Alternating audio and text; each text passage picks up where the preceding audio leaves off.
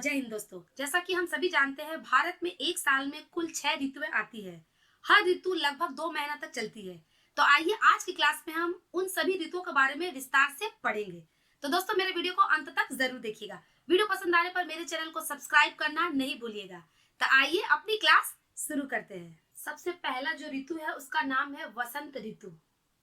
वसंत ऋतु Hindu calendar के अनुसार नए साल की पहली ऋतु वसंत ऋतु है। हिंदू कैलेंडर के अनुसार हम लोग को पता होना चाहिए कि जो पहला जो नए साल का जो ऋतु है उसे हम वसंत यानी कि वसंत ऋतु कहते हैं। वैसे तो सभी ऋतुओं की अपनी अपनी विशेषताएं और महत्व होती है। वैसे हम लोगों को पता है कि सभी ऋतुओं की अपनी अपनी विशेषताएं होती है और उनका महत्व होता है। लेकिन वसंत ऋतु में जिस ऋतु का बारे में हम लोग पढ़ रहे हैं वसंत ऋतु, उस ऋतु में न ही ज्यादा गर्मी होती है, न तो ज्यादा गर्मी होती है और न ही ज्यादा सर्दी होती है। इस मौसम में न ज्यादा गर्मी का एहसास होता है और न ही ज्यादा सर्दी का एहसास होता है। इसलिए इसे सभी ऋतुओं का राजा भी कहा जाता है। इसलिए भारत में जितनी भी ऋतुएं होती है उन सभी ऋतुओं का राजा किसे कहते हैं? हम वसंत ऋतु को। कभी कभी आपको परीक्षा में पूछा जाएगा कि ऋतुओं का राजा किसे कहा जाता है, तो हम लोग क्या कहेंगे? वसंत ऋतु को ऋतुओं का राजा भी कहते हैं। क्यों कहते हैं? क्योंकि इस मौसम में न ही ज्यादा गर्मी पड़ती है और न ही ज्यादा सर्दी पड़ती है। इस ऋतु का मौसम बहुत ही सुहावना होता है और इस ऋतु का जो मौसम होता है, जो सीजन होता है, बहुत ही सुहावना होता है। इस मौसम में दिन लंबा और रातें छोटी होती जाती है। इसी मौसम से जो दिन होता है वो लंबा और रातें छोटी होती जाती है। इस मौसम का प्रारंभ माघ मास की शुक्ल पक्ष की पंचमी को होता है। इस मौसम का प्रारंभ कब होता है? कब से यह मौसम ये ऋतु शुरू होता है? इस मौसम का जो शुरुआत होता है, प्रारंभ होता है, वो माघ मास की शुक्ल पक्ष। हमारे हर महीने में 2 पक्ष होते हैं, एक शुक्ल पक्ष और एक कृष्ण पक्ष। जो शुक्ल पक्ष होती है, शुक्ल पक्ष की पंचमी, पहला, दूसरा, तीसरा, चौथा और 5वां दिन को पंचमी कहते हैं। तो माघ मास की शुक्ल पक्ष की पंचमी को होता है। अंग्रेजी कैलेंडर के हिसाब से कब होता है? अंग्रेजी कैलेंडर के अनुसार ये मार्च और अप्रैल में आता है। और इंग्लिश कैलेंडर के हिसाब से, जो ग्रीक कैलेंडर हम लोग फॉलो करते हैं अभी, उसके हिसाब से मार्च और अप्रैल का महीना को ही हम लोग वसंत का महीना यानी वसंत ऋतु कहते हैं। इसे इंग्लिश में हम लोग स्प्रिंग सीजन कहते हैं। तो अब आप देखते हैं कि इस ऋतु में क्या क्या त्योहार आते हैं। वसंत ऋतु में किस तरह के त्योहार आते हैं?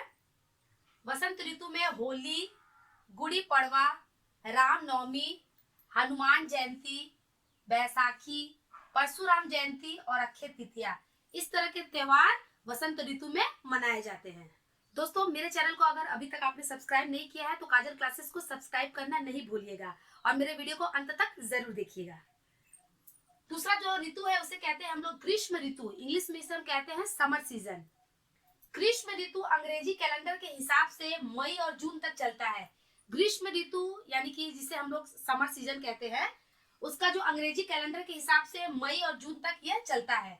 जबकि यह मौसम हिंदू कैलेंडर के अनुसार वैशाख के शुक्ल पक्ष के मध्य से शुरू होता है। वैशाख महीना के शुक्ल पक्ष के मध्य से शुरू हो जाता है और ज्येष्ठ और आषाढ़ तक चलता है। कहाँ तक चलता है? ज्येष्ठ और आषाढ़ तक ये मौसम चलता है।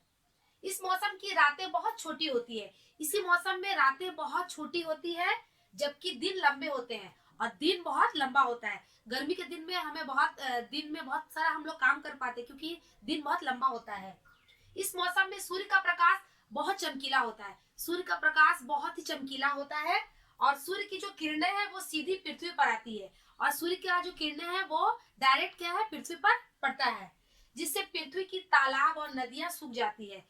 फलस्वरूप क्या होता है? पृथ्वी की जितनी भी तालाब और नदियां रहती है सूर्य के प्रकाश से वो सभी सूख जाती है। ग्रीष्म ऋतु के मौसम में ही हमें क्या क्या फल मिलते हैं? आम, लीची, अंगूर, ककड़ी, तरबूज, खरबूजा और खीरा जैसे मजेदार और रसदार फल हमें मिलते हैं। एक तो ठीक है कि ग्रीष्म ऋतु का मौसम है, बहुत गर्मी रहता है, लेकिन एक तरफ बहुत हमें क्या फायदा होता है कि बहुत तरह के रसदार और मजेदार फल हमें इसी ऋतु में प्राप्त होती है। ग्रीष्म ऋतु में बहुत सारे त्योहार मनाए जाते हैं, जैसे भगवान बुद्ध जयंती, गंगा दशहरा, रथ यात्रा और गुरु पूर्णिमा। इसी मौसम में इस तरह के त्योहार हम लोग मनाते हैं। इसके बाद का जो सीजन या ऋतु है उसे हम कहते हैं वर्षा ऋतु। इंग्लिश में इसे हम कहते हैं रेनी सीजन। ग्रीष्म ऋतु के समाप्ति पर वर्षा ऋतु का प्रारंभ हो जाता है। जब ग्रीष्म ऋतु खत्म हो जाता है तो उसके बाद ही वर्षा ऋतु प्रारंभ हो जाता है, शुरू हो जाता है। इस मौसम में वर्षा की ठंडी बूंदें तपती धरती की प्यास बुझाती है। इस मौसम में क्या होता है, वर्षा की जो ठंडी बूंदें होती है, जो ग्रीष्म ऋतु में धरती तपने लगती, उसी की प्यास बुझाती है और सूखे तालाब और कुओं को पानी से भर देती है। जो पृथ्वी की चमकी जो सूर्य की किरणों से हमारी पृथ्वी जल गई थी और कुएं और पानी, तालाब का पानी जब सूख गया था, तो वर्षा की ठंडी बूंदों से वो क्या करती है, सारे कुओं और तालाब को भर देती है। वर्षा के हो जाने से सभी को तपती गर्मी से राहत मिल जाती है। वर्षा हो जाने से हम सभी को, आप सभी को तपती गर्मी से राहत मिलती है। इस मौसम का समय जुलाई से अगस्त तक का होता है। इस मौसम का काल समय कैसा होता है, जुलाई से अगस्त तक का होता है। हिंदू महीने के अनुसार इस ऋतु का समय श्रावण से भाद्रपद तक का होता है और हिंदी महीने के हिसाब से इसका क्या समय होता है, श्रावण से भाद्रपद तक का होता है। इस मौसम में किसान वर्षा की संभावना को देखकर खुश हो जाते हैं। सबसे ज्यादा किसान किस मौसम में खुश होते हैं, वर्षा ऋतु में। क्यों? क्योंकि इस मौसम में बहुत सारा खेती करने का उनको मौका मिलता है। इस मौसम में धान और जूट की फसलें पकने लगती है। इसी मौसम से धान और जूट की जितनी भी फसलें किसान भाई ने लगाए रहते हैं, वे सभी पकने लगती है और पूरी की पूरी धरती क्या है, हरी भरी सी लगती है। इसीलिए बहुत जन को, हम सभी को क्या होता है, वर्षा ऋतु बहुत पसंद होता है। वर्षा ऋतु में किस तरह के त्योहार मनाए जाते हैं? वर्षा ऋतु जिसे हम रेनी सीजन कहते हैं, इसी ऋतु में रक्षाबंधन और कृष्ण जन्माष्टमी जैसे त्योहार हम सब मिलकर मनाते हैं। इसके बाद का जो सीजन है उसका नाम है शरद ऋतु। इसे इंग्लिश में हम कहते हैं ऑटम सीजन। वर्षा के बाद शरद ऋतु का आगमन होता है। जैसे ही रेनी सीजन खत्म हो जाता है, वर्षा ऋतु समाप्त होता है, उसके बाद ही शरद ऋतु का आगमन होता है। इस मौसम में हर दिशा में खुशहाली छाई रहती है और इस मौसम से ही हर दिशा में खुशहाली छाई रहती है। इस मौसम में हमें सुबह सुबह घास पर मोतियों जैसी ओस की बूंदें देखने को मिलती है। इस मौसम से ही हमें सुबह सुबह क्या मिलती है, घास के मैदान पर मोतियों जैसी ओस की बूंदें देखने को मिलती है। और इस मौसम में सब्जियों की भी बहुत पैदावार होती है। इसी मौसम में बहुत तरह के साग सब्जी की पैदावार शुरू हो जाती है। यह ऋतु सितंबर महीने में शुरू होती है। यह ऋतु सितंबर यानी सितंबर महीना से शुरू होती है और अक्टूबर तक चलती है। हिंदू महीना में, हिंदू कैलेंडर के हिसाब से इसका समय आश्विन से कार्तिक तक का होता है। आश्विन से कार्तिक तक का जो समय होता है उसमें ही शरद ऋतु का आगमन होता है। तो देखते हैं कि इस मौसम में किस तरह के पवित्र त्योहार मनाए जाते हैं। शरद ऋतु में किस तरह के त्योहार मनाते हैं हम लोग? शरद ऋतु में शरद नवरात्रि, जिसे शारदीय नवरात्रि मनाते हैं हम लोग, उसे कहते हैं, और विजयादशमी। विजयादशमी इस तरह के पवित्र त्योहार हम लोग शरद ऋतु में ही मनाते हैं। इसके बाद का जो सीजन है उसका नाम है हेमंत ऋतु। इसे इंग्लिश में प्री विंटर सीजन कहते हैं। इस ऋतु में मौसम बहुत ही सुहावना हो जाता है। इस ऋतु में आते आते मौसम बहुत ही सुहावना हो जाता है और इस मौसम में ठंड बढ़ने लग जाती है। इसी मौसम से ठंड बढ़ने लग जाती है। जब ये ऋतु समाप्त होती है तो ठंड बहुत बढ़ जाती है। जब तक ये ऋतु समाप्त हो जाती है उसके बाद ठंड बहुत बढ़ जाती है। अर्थात इसका कहने का मतलब है, सर्दियों के पहले जो मौसम आता है उसे ही हम हेमंत ऋतु कहते हैं। सर्दी के पहले का जो भी सीजन आता है उसे ही हम हेमंत ऋतु या प्री विंटर सीजन कहते हैं। यह मौसम नवंबर से दिसंबर के मध्य आता है। इंग्लिश कैलेंडर के हिसाब से यह मौसम आता है नवंबर से दिसंबर के बीच का जो मौसम होता है उसे ही हेमंत ऋतु कहते हैं। हिंदू महीनों में इसका समय कब से कब तक होता है? इसका समय होता है मार्गशीर्ष और पौष तक का जो समय होता है उसे ही हम लोग हेमंत ऋतु कहते हैं। इस मौसम के जाते जाते जब ये मौसम जाने लगती है तो ठंड बहुत ही बढ़ जाती है। ये मौसम जब भी खत्म होता है उसके बाद ठंड बहुत बढ़ जाती है और सर्दी का मौसम शुरू हो जाता है, यानी कि विंटर सीजन स्टार्ट हो जाता है। हेमंत ऋतु में किस तरह के त्योहार हम लोग मनाते हैं? नरक चतुर्दशी, महालक्ष्मी पूजन, गोवर्धन पूजा, भाई दूज, गोपाष्टमी, तुलसी विवाह और गुरु नानक जयंती जैसे पवित्र त्योहार इसी ऋतु में हम लोग सभी मिलकर मनाते हैं। इसके बाद का जो लास्ट सीजन है उसे हम कहते हैं शीत ऋतु यानी कि विंटर सीजन। शीत ऋतु यानी कि विंटर सीजन। इस मौसम को शिशिर ऋतु भी कहा जाता है। इसी मौसम को हम लोग शिशिर ऋतु के नाम से भी इसे पुकारा जाता है।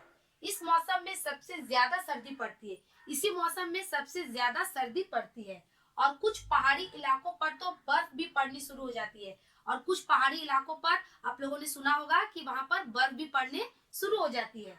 सभी मौसमों में से इस मौसम में ही सबसे ज्यादा ठंड पड़ती है। जितने भी सारे मौसम है उन सभी मौसम में से सबसे ज्यादा इसी मौसम में ठंड पड़ती है।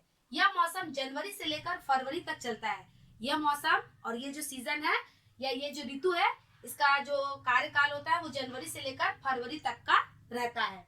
हिंदू महीनों में इसका समय मार्च से लेकर फागुन तक होता है। हिंदू कैलेंडर के हिसाब से इसका समय कब तक होता है? मार्च से लेकर फागुन तक का समय होता है। ऊंचे पर्वतीय इलाकों में, जो भी ऊंचे पर्वतीय इलाके हैं उसमें शीत ऋतु के समय कड़ाके की ठंडक पड़ती है। जो भी पर्वतीय या ऊंचे पहाड़ी जगह है वहां पर शीत ऋतु के समय कड़ाके की ठंड पड़ती है, जिसका असर क्या होता है? आसपास के जो मैदानी इलाका होते हैं उस पे भी इनका असर देखने को मिलता है। इसी कारण से जो भी मैदानी या पठारी अंचल है वहां पर भी शीत ऋतु में काफी ठंड पड़ती है। तो आइए देखते हैं कि इस मौसम में या इस सीजन में किस तरह के त्योहार हम मनाते हैं। शीत ऋतु में हम लोग किस तरह के त्योहार मनाते हैं? लोहड़ी त्योहार, ठीक है। लोहड़ी त्योहार हम लोग शीत ऋतु में मनाते हैं। वसंत पंचमी भी इसी मौसम में मनाया जाता है और गुरु गोविंद सिंह जयंती को भी हम लोग शीत ऋतु में ही मिलकर मनाते हैं। दोस्तों, आज की क्लास में हमने भारत में पाए जाने वाली 6 ऋतुओं के बारे में विस्तार से पढ़ाई की। आप भी इसे घर पर अच्छी तरह से पढ़िएगा। उम्मीद करती हूँ कि आपको आज का वीडियो अच्छा लगा होगा। तो आप मेरे इस वीडियो को अपने दोस्तों के साथ शेयर जरूर करिएगा। तो मिलते हैं अपने आने वाले नेक्स्ट वीडियो में एक नए विषय के साथ। तब तक के लिए धन्यवाद।